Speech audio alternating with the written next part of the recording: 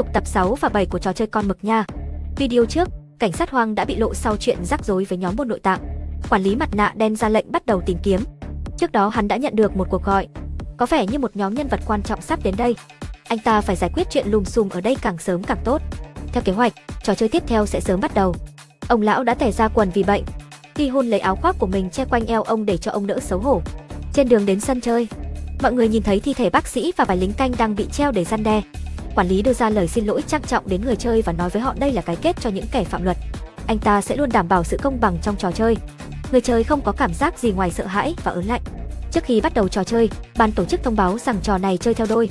Rút kinh nghiệm từ trò kéo co vừa rồi, nên ai cũng mong muốn tìm đồng đội mạnh. Sang-woo lập tức rủ Ali lập thành một nhóm.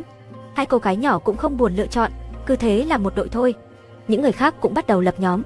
Điều đáng nói là số người chơi trò chơi ban đầu là 40 người. Nhưng vì cái chết của bác sĩ trở thành 39 người, nên sẽ có một người không có đồng đội. Người đó có lẽ sẽ trực tiếp bị loại. Ông lão là người không có sức chiến đấu nhất. Kết quả là Ki-hun lại đến lập đội với ông. Thế là chỉ có bà cô lừa đảo là không có đội. Không ai muốn hợp tác với cô ta cả. Thời gian tìm đội đã kết thúc. Mọi người lần lượt bước vào địa điểm trò chơi. Chủ đề của trò chơi này là hoài niệm. Khung cảnh dưới tông màu hoàng hôn tái hiện hoàn hảo những con phố của thế kỷ trước. Mỗi người chơi được phát 10 viên bi. Ki-hun và ông lão vui mừng khôn xiết, họ đều là bậc thầy về chơi bi. Ông lão nói chúng ta hãy trở thành bạn cùng xóm, chia sẻ bi cho nhau mà không phân biệt của ai. Cả hai móc tay tuyên thệ sẽ quét sạch hết bi ở đây luôn. Nhưng khi ban tổ chức công bố thể lệ, Ki-hun chết lặng. Trong trò chơi này, họ phải giành được 10 viên bi từ đồng đội của mình thì mới được coi là người chiến thắng. Có thể dùng bất cứ cách nào nhưng không được dùng vũ lực đoạt lấy. Và lúc này, có lẽ Ki-hun đang đấu tranh tư tưởng rất nhiều. Ông lão đột nhiên bị mất trí nhớ và dường như không hiểu người tổ chức đang nói gì. Cứ nghĩ sẽ là trò chơi dùng sức mạnh, Sang-woo không ngán Ali đâu, ai dè. Cả hai sẽ chơi trò đoán chẵn và lẻ đơn giản nhất để tranh giành viên bi. Mỗi người nắm chặt 10 viên bi trong tay mình. Đoán số lẻ hoặc chẵn, người đoán đúng sẽ lấy viên bi trên tay đối phương. Tên đại ca và đồng bọn hắn cũng chơi trò này. Kết quả là tên đại ca thua sấp mặt, còn có một viên sao mà chơi. Giờ mà chơi tiếp là hắn sẽ ăn kẹo đồng liền. Vì vậy hắn ta đã đề xuất với tên lính canh đổi trò khác. Vậy mới công bằng, phải chơi trò khác nữa chứ, chơi ném bi vào lỗ. Lính canh không có ý kiến, mày thích chơi gì chơi. Bên này chỉ có hai cô gái là không chơi gì cả. Họ không có một tuổi thơ trọn vẹn nên chưa bao giờ chơi bi. Cô gái nhỏ không quan tâm lắm về trò chơi. Lát nữa một trong hai sẽ phải chết.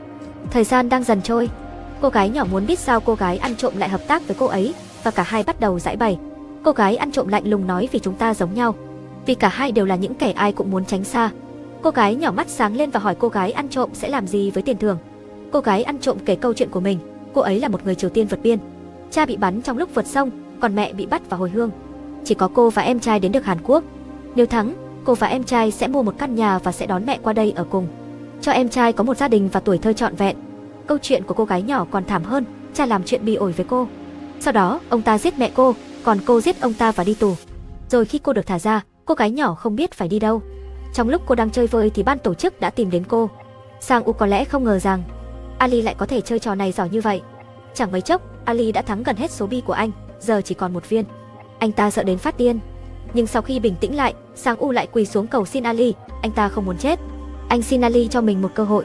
Anh ấy nói rằng không còn đủ thời gian để mọi người quyết định kết quả.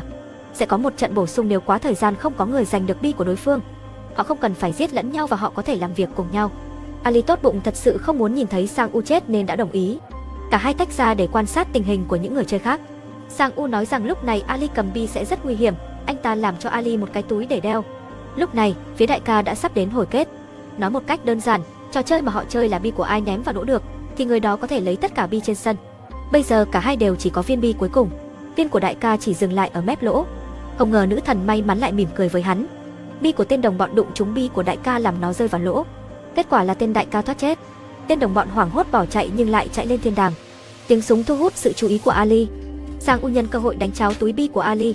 Ali bắt đầu quan sát tình hình của những người chơi khác. Sang-woo cầm lấy túi viên bi và nặng nề bước ra khỏi sân. Tại thời điểm này, hai cô gái cuối cùng đã quyết định hình thức của trò chơi. Hai người ném bi, bi của ai gần tường nhất sẽ thắng. Cô gái nhỏ để cô gái ăn trộm ném trước, còn cô có vẻ đang tính toán gì đó. Sau đó, hành động của cô gái nhỏ đã khiến trái tim mọi người chững lại.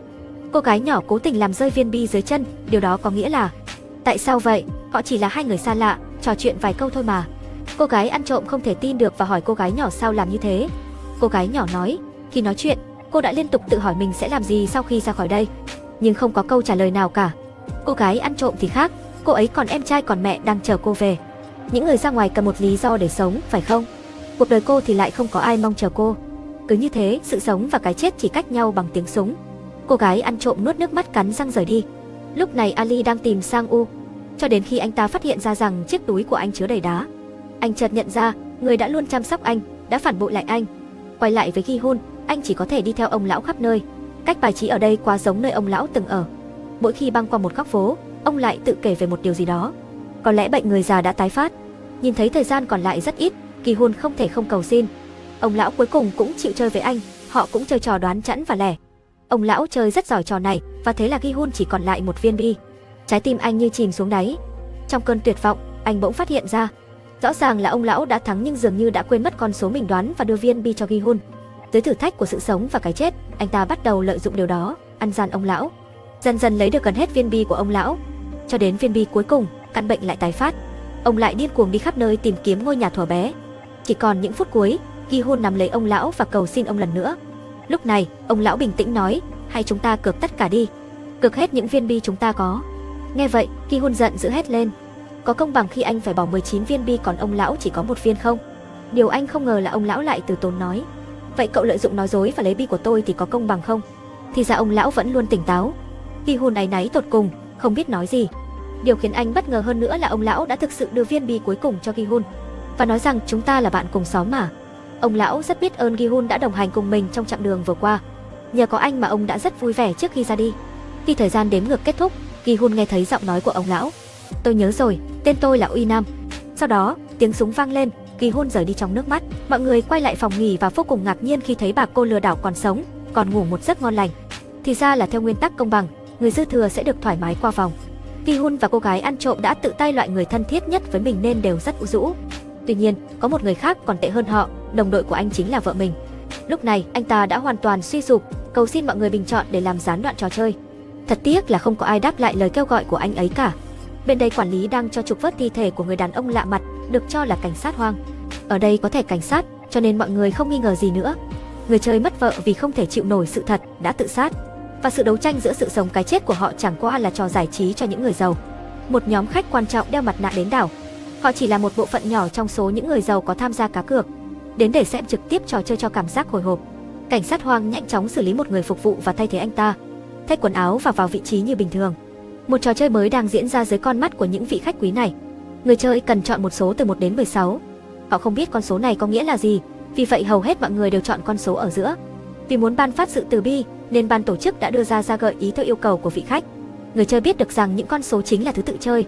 Nếu đó là một trò như game 1 thì dãy số đầu sẽ lợi hơn. Còn nếu là trò chơi kỹ năng, dãy số cuối sẽ tích được kinh nghiệm. Tùy thuộc vào trò chơi gì, ưu điểm sẽ thành nhược điểm và ngược lại. Vì những người khác đã chọn, chỉ còn lại 1 và 16. Gi-hun muốn giành vị trí số 1. Sau đó, một ông già đề nghị rằng cả đời anh ấy luôn hèn nhát trốn sau lưng, giờ anh ta muốn làm người tiên phong. Rồi ok thôi, thích thì chiều. Và quyết định nhường số 1 cho anh kia đã cứu mạng Gi-hun. Trò chơi là đi qua cây cầu bằng kính. Có tổng cộng 18 bậc, mỗi bậc có 2 loại kính. Một loại là kính cường lực thì không sao, dẫm lên được, loại kia là kính thông thường. Bước nhầm thì đi thẳng xuống địa ngục. Nói cách khác, những người đi trước sẽ là những con chuột bạch. Bạn nào giỏi toán có thể tính được xác suất của người đầu tiên đi qua cầu thủy tinh. Thời gian trò chơi là 16 phút, không phải 16 phút cho một người, 16 phút cho tất cả người chơi. Có người nhây thì cả đám sẽ chết cùng. Anh số 1 chưa dám bước xuống. Tên đại ca cảnh báo hắn ta sẽ ném anh xuống nếu anh không bước lên. Anh số 1 cắn răng bước thử. Bậc đầu tiên may mắn chính xác, bậc thứ hai thì lại su cả na cho anh. Những dãy số đầu dù không muốn đi cũng bị người sau ép phải đi. Họ phải cắn răng nhảy đại, dù sao cũng không kịp cảm nhận cái chết. Sau khi một vài người gặp Diêm Vương, mọi người ngày càng e dè hơn. Hiện tại trong phòng khách có một tên biến thái. Qua lớp mặt nạ, hắn thấy đôi mắt cảnh sát Hoang khá đẹp và đưa anh ta vào phòng riêng. Đoạn này mọi người nên xem phim để thấy ghê giống mình nha. Cảnh sát Hoang nhanh chóng chế ngự tên này và bắt ông ta nói ra những gì ông ta biết về nơi đây. Lúc này thời gian trận đấu chỉ còn 5 phút, lộ trình đi được hơn một nửa. Khi người chơi phía trước tên đại ca ngã xuống, hắn ta lì lợm đứng yên không đi nữa. Nếu có chết thì chết chùm, còn muốn sống thì tự lên mà đi tiếp. Vậy mà đòi làm giang hồ làm đại ca. Bà cô lừa đảo biết mình sẽ không đi được đến cuối cùng. Vì vậy cô sẽ thực hiện lời thề giết tên đại ca vì đã dám phản bội mình. Cô ôm chặt lấy tên đại ca, cùng hắn nhảy xuống. Rốt cuộc không còn ai cản trở mọi người tiếp tục tiến lên. Người này đã làm việc trong nhà máy kính 30 năm. Kính cường lực và kính thông thường có thể được phân biệt bằng khúc xạ của ánh sáng. Cứ như vậy, họ chỉ còn một bậc cuối cùng nữa thôi. Các vị khách không hài lòng lắm, chơi vậy không vui tí nào. Nên quản lý liền tắt đèn để tăng độ kịch tính của trò chơi. Điều này số 13 không thể nhìn kính và phán đoán. Chỉ còn một bậc nữa thôi, và thời gian sắp hết rồi. Lúc này Sang U không ngần ngại đẩy ông ta về phía trước để thử kính. Anh ta nhảy lên bậc cuối cùng và vượt qua. Cô gái ăn trộm với Ki-hun cũng nhanh chóng vượt qua. Và lúc thời gian kết thúc, cả cây cầu nổ tung và những mảnh thủy tinh văng ra xa. Cô gái ăn trộm gương mặt trắng bệch. Lúc này quản lý cũng phát hiện vị khách đang ngất xỉu trong phòng chờ. Vị khách gặp chuyện ở đây sẽ không hay, quản lý vội đi bắt tên đột nhập. Họ đã lướt qua mặt nhau ở chỗ thang thoát hiểm. Khi quản lý đưa lính canh đến nơi, cảnh sát Hoang đã trộm một bình dưỡng khí và lặn ra ngoài qua đường hầm bí mật. Sự cạnh tranh cả trong trò chơi và ngoài trò chơi sắp kết thúc. Kết thúc 2 tập này, trò chơi Viên Bi có thể nói là tập phim hay nhất khắc họa bản chất con người của nhiều nhân vật. Có những người giành giật sự sống, có người lại buông thả nó. Đặc điểm của từng nhân vật được thể hiện một cách đặc sắc nhất trong tập phim này. Video tiếp theo sẽ là 2 tập cuối của bộ phim. Bây giờ thì chỉ còn Ki-hun, Sang U và cô gái ăn trộm. Trận rượt đuổi của cảnh sát Hoang và quản lý cũng đi đến hồi kết, và cái kết của bộ phim nha. 3 người sống sót cuối cùng là Ki-hun, Sang U và cô gái ăn trộm. Dù sống sót nhưng Ki-hun không vui vẻ nổi, anh trách móc Sang U tại sao lại hy sinh người khác như vậy. Nếu là Ki-hun, liệu Sang U có đẩy anh ta không? Sang U tức giận, anh ta làm vậy cũng đã cứu cái mạng của Ki-hun mà. Cuộc đời Ki-hun ra nông nỗi này cũng do anh ta quá ngớ ngẩn. Ki-hun trừng lớn mắt và nói rằng, anh ở đây vì anh vô dụng đó. Vậy tại sao một thiên tài như cậu cũng ở đây dạ? Lúc này, lính canh xuất hiện và mang theo 3 chiếc hộp, có một phần thưởng chờ họ phía sau. Vào nhà vệ sinh thay quần áo, cô gái ăn trộm lộ ra vết thương. Thì ra khi cầu kính phát nổ, một mảnh kính vỡ lớn đã đâm thẳng vào bụng cô. Vết thương quá sâu và cô đang yếu dần. Ngay sau đó, ban tổ chức đã chiêu đãi 3 người sống sót một bữa tiệc nhỏ, giống như bữa ăn cuối cùng trước khi bị xử tử vậy. Ki-hun và Sang U ăn để lấy sức. Họ phải chuẩn bị cho trò chơi cuối cùng. Cô gái ăn trộm không ăn được bao nhiêu. Sau bữa ăn xong, ban tổ chức để lại cho mỗi người một con dao. 3 người nhìn nhau, vẻ mặt đầy cảnh giác. Ở phía bên kia, cảnh sát Hoang đã bơi được đến hòn đảo khác và bắt tín hiệu. Anh gọi điện cho cấp trên để báo cáo tình hình nhưng tín hiệu bị ngắt quãng, khiến đầu dây bên kia không nghe rõ. Anh vừa chạy trốn vừa cố gắng gửi video vật chứng cho cấp trên. Thật đáng tiếc khi cuối cùng tên quản lý cũng đuổi đến nơi. Cảnh sát Hoang chỉ có thể dùng súng đe dọa, cầm cự được bao lâu hay bấy lâu. Tuy nhiên, quản lý cũng không phải tay vừa, anh ta là người rất có đầu óc. Anh ta tính ra được rằng khẩu súng chỉ còn 1 viên đạn. Quản lý thuyết phục cảnh sát Hoang nên theo anh ta để được sống. Cảnh tiếp theo khiến cảnh sát Hoang chết lặng. Dưới lớp mặt nạ, đó là người anh trai mà anh vẫn đang tìm kiếm. Thấy không thuyết phục được em trai, quản lý lạnh lùng giơ súng bắn vào vai cảnh sát Hoang. Cảnh sát Hoang rơi khỏi vách đá. Bên này 3 người sống sót vẫn cảnh giác cao độ và không ai dám ngủ. Ki-hun cảm thấy cô gái ăn trộm hơi lạ nên lại gần để kiểm tra thử. Cô gái ăn trộm không nói ra mình bị thương, chỉ trả lời mơ hồ. Ki-hun muốn đề xuất rằng trong trò chơi cuối cùng, 2 người sẽ hợp sức để đánh bại Sang U. Sau đó chia tiền thưởng và rời khỏi đây. Ki-hun thậm chí còn nghĩ sẽ làm gì khi có tiền thưởng. Anh sẽ chăm sóc mẹ trong suốt quãng đời còn lại của bà. Nghe nói con gái của Ki-hun bằng tuổi em trai mình.